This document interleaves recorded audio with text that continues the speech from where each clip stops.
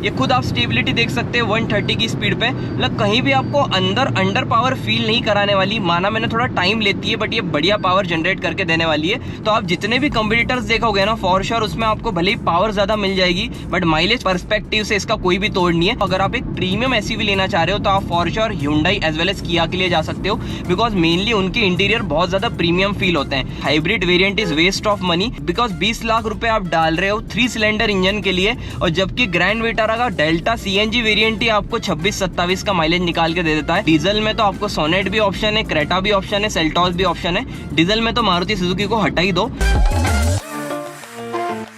दोस्तों, क्या आपका भी 15 से 16 लाख रुपए का बजट है और अपनी फैमिली के लिए एक मिड साइज एसयूवी लेने का प्लान कर रहे हो तो आज की ड्राइव वीडियो आपके लिए होने वाली है। बिकॉज फ्रेम में आज हमारे साथ एक ग्रैंड विटारा और आज इस पर एक प्रॉपर ड्राइव इंप्रेशन लेकर आया हूं। बिकॉज इस प्राइस पॉइंट पे आपको बहुत सारे ऑप्शंस मिल जाते हैं, थोड़े कम बजट में सारी सब कॉम्पैक्ट एसयूवीज भी आ जाती है। और इसके राइवल्स की बात करें तो Creta, Seltos, tycoon, Kushaq, Honda elevate जैसे ऑप्शंस मिल जाते हैं। और इसके अपर वेरियंट्स लेने जाओगे तो स्कॉर्पियो एंड XUV 700 जैसी चॉइसेस मिल जाती है। तो आज की वीडियो में हम डिटेल में सारी बातें करने वाले हैं और मैं जितनी भी शुड यू बाय सीरीज आपके लिए लेकर आता हूं वो सारी जेन्युइन रहती है। चाहता तो मैं शोरूम से नई ग्रैंड विटारा भी लेकर आ सकता था बट ये मेरी 3 साल पुरानी ग्रैंड विटारा है, तो ओवरऑल मेरा भी एक्सपीरियंस शेयर करूंगा इस कार के साथ। तो यहाँ पर ज्यादा टाइम वेस्ट करते नहीं है, चलते हैं इसे ड्राइव करने के लिए। सो दोस्तों, आ चुके हैं ग्रैंड विटारा के इंटीरियर में। कुछ इस टाइप की टिपिकल मारुति सुजुकी की आपको कीज मिलने वाली है। सारी बातें डिटेल में करने वाले हैं। वैसे इस गाड़ी को 3 साल हो चुके हैं। जब मैंने कार ली थी ना, इतनी ज्यादा गाड़ी हाइप में थी बिकॉज सेगमेंट में सबसे फीचर लोडेड कंपनी इसका बेस मॉडल दे रही थी सिग्मा, और उसके कारण ग्रैंड विटारा ने इतना ज्यादा मार्केट कैप्चर करा ना।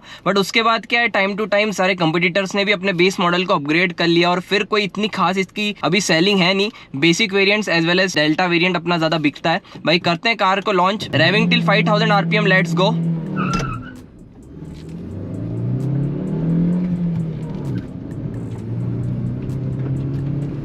नो डाउट गाइस, कंट्रोलिंग की बात करें, पावर डिलीवरी की बात करें, 1.5 लीटर का K15C smart hybrid naturally aspirated engine मिलता है। और मैं यही बोलना चाहूंगा, अगर आप पहले से नेचुरली एस्पिरेटेड इंजन चला चुके हो तो आपको कभी भी अंडर पावर नहीं लगने वाला। बट आपने पहले से अगर डीजल गाड़ी चलाई है, टर्बो कार चलाई है, तो आपको for sure he under power feel कराने वाली है। बिकॉज ये आपको एक सर्टेन RPM के बाद पावर देगी। लाइक मैं अगर ये रैव करके रखता हूँ, बहुत टॉप एंड तक रैव होता है और 3-4 हज़ार RPM के बाद ये टाइम जनरेट करके स्पीड जनरेट करता है। बाकी नो डाउट सेगमेंट का सबसे रिफाइंड इंजन मिलता है और ये इंजन अपनी मारुति सुजुकी दूसरी कार्स में यूज करती है, लाइक XL6, ब्रीजा। तो बहुत ही रिलायबल इंजन है। 102 bhp की पावर, 136 Nm का टॉर्क निकाल के देती है। अगर आप इसे Creta, Seltos, Taigun, Kushaq as well as Elevate से कंपेयर करोगे तो पावर स्पेक्स बहुत ही कम है। बिकॉज ये नेचुरली एस्पिरेटेड इंजन माइलेज को टारगेट करके बनाए जाते हैं। सेगमेंट में सबसे बढ़िया माइलेज यही 21 का क्लेम करती है और एज ए ओनर पिछले 3 साल से चला रहा हूँ। सिटी में मुझे 15-16 के नीचे इस गाड़ी ने माइलेज नहीं दिया है। और जहां तक कि हाईवे के माइलेज की बात आती है, आपके सामने मैं यहाँ पर सेट कर देता हूँ और इसे अगर मैं 80 पे भी क्रूज डाल दूंगा तो आप खुद आपके सामने माइलेज देखना, आराम से 20, 21, 22 का माइलेज निकाल के देती है। धीरे धीरे माइलेज इंक्रीज होते जाएगा। तो आप जितने भी कंपटीटर्स देखोगे ना, फॉर श्योर उसमें आपको भले ही पावर ज्यादा मिल जाएगी बट माइलेज पर्सपेक्टिव से इसका कोई भी तोड़ नहीं है। As you can check out guys, 23-21 का माइलेज हो गया है। फॉर श्योर मैं 21 का माइलेज भी इससे निकाल चुका हूं। पहले तो यहां से यू टर्न लेते हैं, स्टीयरिंग फीडबैक की बात करते हैं।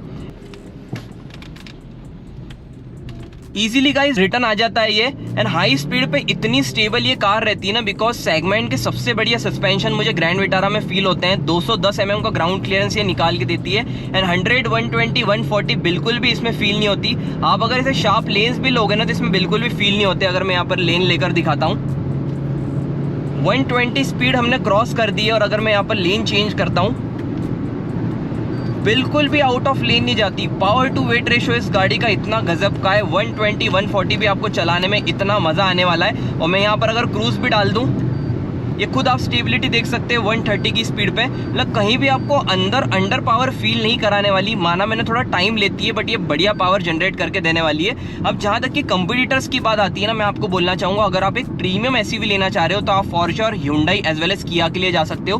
बिकॉज मेनली उनके इंटीरियर बहुत ज्यादा प्रीमियम फील होते हैं। अब आप मारुति सुजुकी का सेकंड बेस वेरियंट ले रहे हो तो ठीक है, बट इसके अपर वेरियंट्स में भी आपको वही फील मिलता है जो कि आपको एक मारुति सुजुकी की बेसिक कार फील कराती है। तो प्रीमियमनेस में नो डाउट थोड़ा आपको कॉम्प्रोमाइज मारुति सुजुकी में करना पड़ेगा। बाकी Hyundai Creta top notch premiumness देने वाली है। एंड जहां तक कि डीजल एसयूवी लेने की भी बात आती है तो इसका ऑप्शन हटा दो, बिकॉज आपको क्रेटा सेल्टॉस बहुत बढ़िया डीजल ऑप्शंस के साथ मिल जाती है। बट पेट्रोल में आप अगर एक एसयूवी लेना चाह रहे हो बढ़िया माइलेज के साथ, grand Vitara is for you. और उसमें भी कुछ कस्टमर्स आ जाते हैं जो 18 से 20 लाख रुपए डाल के इसका हाइब्रिड वेरिएंट लेते हैं। तो मैं उनके लिए एक ही चीज बोलना चाहूंगा guys, hybrid variant is waste of money, because 20 lakh रुपए आप डाल रहे हो 3 सिलेंडर इंजन के लिए, और जबकि ग्रैंड विटारा का डेल्टा सीएनजी वेरिएंट ही आपको 26-27 का माइलेज निकाल के दे देता है। तो मैं आपको बोलना चाहूंगा अगर 18-20 लाख रुपए स्पेंड करना ही है तो XUV 700 या स्कॉर्पियो एन जैसी गाड़ियों के लिए ले लो। ये मेरा पर्सनल ओपिनियन है, बिकॉज 20 लाख रुपए डाल के भी आपको कोई एडास जैसे या एक्स्ट्रा फीचर्स मिलते नहीं है। वही टिपिकल मारुति सुजुकी की कार आपको मिलने वाली है डिसेंट बिल्ड क्वालिटी के साथ।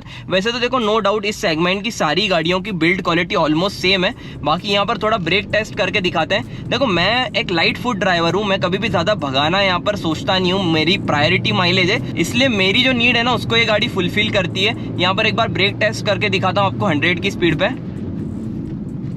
देखो मैंने हार्श ब्रेकिंग नहीं करी, फिर भी इजीली गाड़ी यहाँ पर रुक गई है। यू टर्न लेते हैं, सब 4 मीटर के प्लस ये गाड़ी आती है, 4.5 mm के ऑलमोस्ट लेंथ है, एग्जैक्ट आप स्क्रीन पे देख पा रहे होंगे। फिर भी देखो कम जगह से यहाँ पर टर्न हो जाएगी। बट जैसा कि मैं बता रहा था सस्पेंशन इसके सेगमेंट में सबसे बढ़िया है। मतलब अगर आप ये ऐसी कच्ची रोड्स पे चला रहे हो ना, आपको क्रेटा सेल्टॉस सबके कंपैरिजन में इसके टॉप नॉच सस्पेंशन फील होने वाले हैं। मतलब अगर आपका थोड़ा ऑफ रोडिंग यूज भी है ना तो भी आपको अंदर फील ही नहीं होगा बैठने के बाद। तो ये इस गाड़ी की थोड़ी खास बात मुझे लगती है। साथ ही में लुक्स में भी नो डाउट जब ये गाड़ी लॉन्च हुई थी ना, सच में सबको इसके लुक्स देख के मजा आ गया था। Rear tail lamp, front headlamp, मतलब अभी आप शॉर्ट में भी देखोगे ना, मतलब मैं ऐसी खुद की गाड़ी की तारीफ नहीं कर रहा हूँ, वो मिनी रेंज रोवर वाला फील देती है रियर प्रोफाइल से। एंड आगे से भी आप देख सकते हो कितनी प्यारी लगती है। हालांकि लुक्स तो सब्जेक्टिव है, ओनर टू ओनर वेरी करते हैं। टॉर्क आप देख लो, सेकेंड गियर पे मैं हूँ एंड सेकंड गियर पे भी देखो इजीली यहाँ पर बढ़ रही है। तो अगर आप ये सोच रहे हो कि गाड़ी अंडर पावर है तो गाइस नहीं, अंडर पावर तो नहीं है, थोड़ा टाइम लेगी, फ्री पावर जनरेट करती है। बाकी एस्पेक्ट्स की बात करें तो देखो यार, आप इस प्राइस पॉइंट पे गाड़ी लेना चाह रहे हो 15-16 लाख रुपए में आपको बहुत सारे ऑप्शंस मिल जाते हैं। अब आप चाहो तो ब्रीजा का भी टॉप एंड वेरिएंट ले सकते हो, नेक्सॉन जैसी गाड़ियां ले सकते हो। बट पहले से मिड साइज एसयूवी सेगमेंट में आपको लेना है तो मैं बोलूंगा 15-16 लाख रुपए तक ही ग्रैंड विटारा वर्थ इट है, जिसमें आप आपका डेल्टा सीएनजी या जेटा वेरिएंट तक ले सकते हो। बिकॉज इसके ऊपर पैसे डालोगे तो बहुत सारे अदर ब्रांड्स आपको मिल जाएंगे, बिग साइज एसयूवीज आपको मिल जाएगी। तो अकॉर्डिंग टू मी उसके ऊपर मैं पैसे डालना इसमें वर्थ समझता नहीं हूँ। बाकी विजिबिलिटी की बात करते हैं। अब इस गाड़ी में जब भी आप बैठोगे ना, ग्रैंड विटारा को फर्स्ट टाइम चलाओगे तो आपको हमेशा बिग साइज एसयूवी वाला फील देने वाली है। बिकॉज बॉनेट इतना लंबा दिखता है ना, मतलब अंदर बैठने के बाद आपको कॉन्फिडेंस फील कराने वाली है। और मैं 3 साल से चला रहा हूँ, मुझे विजिबिलिटी से रिलेटेड कभी भी कॉम्प्रोमाइज नहीं करना पड़ा। मतलब यहाँ पर ORVM का व्यू देख लो, या कंप्लीट आप अंदर बैठ के चलाओगे ना गाड़ी, इतनी बड़ी गाड़ी लेंथ में, फिर भी आपको चलाने में कहीं भी इशू नहीं आने वाला। भले ही वो सिटी ट्रैफिक हो, बम्पर टू बम्पर ट्रैफिक हो, बढ़िया तरीके से आप चला सकते हो। और मेनली जो ये पॉथहोल्स आते हैं ना भाई, कुछ भी फील नहीं होने वाले। मतलब मेनली इंडियन रोड्स आप देखोगे ना, आधे से ज्यादा रोड्स आपको ऐसे ही मिलने वाले हैं। और यहाँ पर मुझे ब्रेकिंग भी नहीं करता हूँ, मैं बढ़िया जाने देता हूँ, कहीं से कहीं तक सस्पेंशन से रिलेटेड कॉम्प्रोमाइज करना नहीं पड़ता। और ऑलरेडी मैं ग्रैंड विटारा पे इतनी सारी वीडियोस बना चुका हूँ, इसके pros and cons, mileage, owner review, बहुत सारी चीजें मैंने शेयर कर दी है। तो मैं आज की वीडियो में आपको रिपीटेड बातें बताना नहीं चाहता हूँ। मेनली वर्डिक्ट की बात करते हैं, किन लोगों को ये गाड़ी लेना चाहिए। तो गाइस देखो, पहले से आपने माइंडसेट बना लिया, आपको एक पेट्रोल एसयूवी लेना थी, आपकी माइलेज टॉप मोस्ट प्रायोरिटी है, पावर की आपको रिक्वायरमेंट नहीं है, लो मेंटेनेंस गाड़ी चाहिए, इन फ्यूचर रीसेलिंग अच्छी चाहिए, आग बंद करके ग्रैंड विटारा की ओर चले जाओ। वहीं पर पेट्रोल इंजन में कुछ लोगों को पावर की रिक्वायरमेंट है, तो टर्बो इंजन आपको Creta as well as Seltos provide करती है। बिल्ड क्वालिटी सबसे अच्छी चाहिए, साथ ही में पंची इंजन चाहिए तो आप फिर स्कोडा एंड फोक्सवैगन के लिए जा सकते हो, बिकॉज वो आपको 1 litre as well as 1.5 litre की चॉइसेस देते हैं। तो ये आप आपकी चॉइसेस के अकॉर्डिंग ले सकते हो। बिकॉज देखो, डीजल में तो आपको सोनेट भी ऑप्शन है, क्रेटा भी ऑप्शन है, सेल्टॉस भी ऑप्शन है। डीजल में तो मारुति सुजुकी को हटा ही दो। बट आप एक चाह रहे हो अप डाउन के पर्पज से, भाई मुझे एसयूवी मिल जाए, बड़ी एसयूवी बट 2 व्हीलर जैसा माइलेज, तो फिर आप इसका सीएनजी मॉडल ले लो।